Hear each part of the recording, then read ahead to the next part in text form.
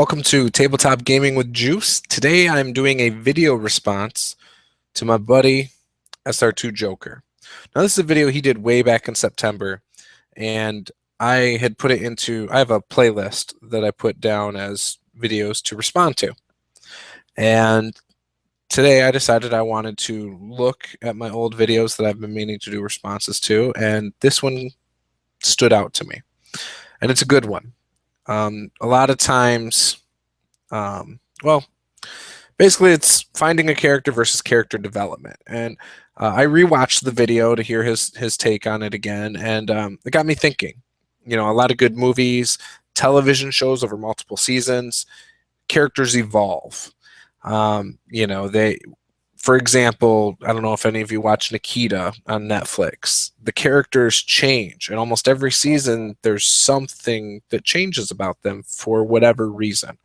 You know, whether you think somebody is one way, and then all of a sudden one altering experience just changes how they react to things and how they handle different situations and who they think is a friend and stuff like that. Lord of the Rings, the hobbits start off one way. By the end of the Lord of the Rings, they're a whole nother way. Um, it just throughout almost any movies, television shows, books, there's an evolution of character. And at gaming tables, you don't see that as often. And I'm guilty of this as well. I can't tell you how many games I've played, and I have the mindset of, well, what would my character do in this situation? And that's fine. But I never think to myself, how did that change my character? Wow, that was a huge event, a huge undertaking, and that NPC died. How does that affect my character? How would they have handled things differently? Do they learn from these experiences and handle them different next time? I've tried to, in character, learn things from mistakes in character and things like that, but I'll admit this is something I haven't done a lot of. And I know there's a lot of people out there who are guilty of sitting down before ever playing their character, writing, 2-3 pages about their character so that they can relate to their character. And then when the game starts, that's just who their character is throughout the whole campaign. Because you can't deviate what you wrote for your character beforehand.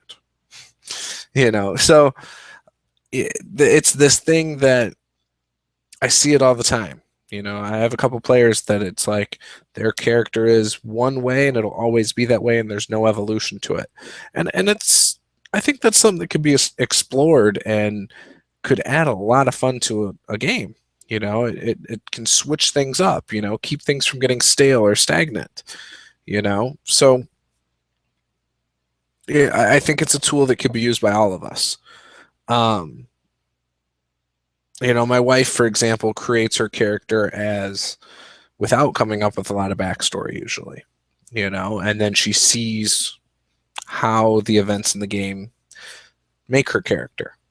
So she has that extra step towards evolution, but I think that's about where it goes. And that's fine too. But some things to think about, maybe your characters, build new fears from certain things that happen. Maybe a near-death experience with a purple worm makes them afraid of confined spaces, certain types of terrain, certain textures like slime or, wetness or whatever. Maybe, that time they were shot with a poison dart, maybe they build habits to drugs, or maybe they build habits to drugs to cope with certain traumatic experiences.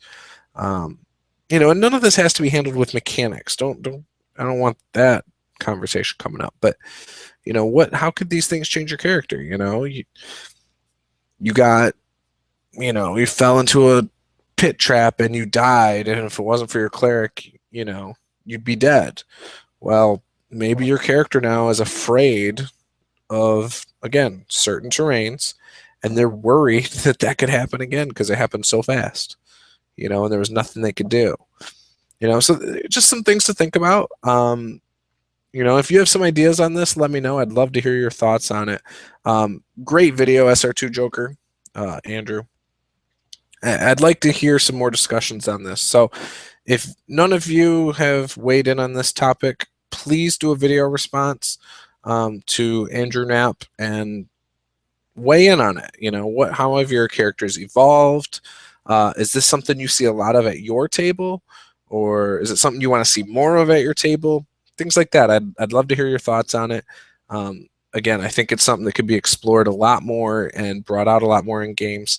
And I haven't seen it a lot. Character is who they are throughout most campaigns from what I've seen. And even my characters have been like that. So it's something I'm going to try and think about in the future. So thank you very much. I'm Juice. Be sure to check out rpgjuice.com. I have my blog over there. There will be a guest blog post coming up tonight, maybe tomorrow morning, by Ian Christensen, who is an admin over at the Tabletop RPG One Shot group. If you haven't checked out the RPG One Shot group, go check that out. Also, be sure to like my Facebook page, Tabletop Gaming with Juice. Be sure to follow me on Twitter. I'm trying to be more active on Twitter. And if you want to support my channel, there's a few ways you can do that. If you're thinking of buying something through Amazon, you can support me by clicking on the links on my blog posts for Amazon. I put it off to the side. You can click that and buy the, for instance, the DM screen was the other day. I've done the D&D Player's Handbook, DM guide, all that stuff. So you can support my channel that way. And you can also go check out my Patreon and, give that way. You can buy advertising on our podcast, all sorts of stuff. But anyways, that's it. I hope you all have a great day. Thank you very much. Bye-bye.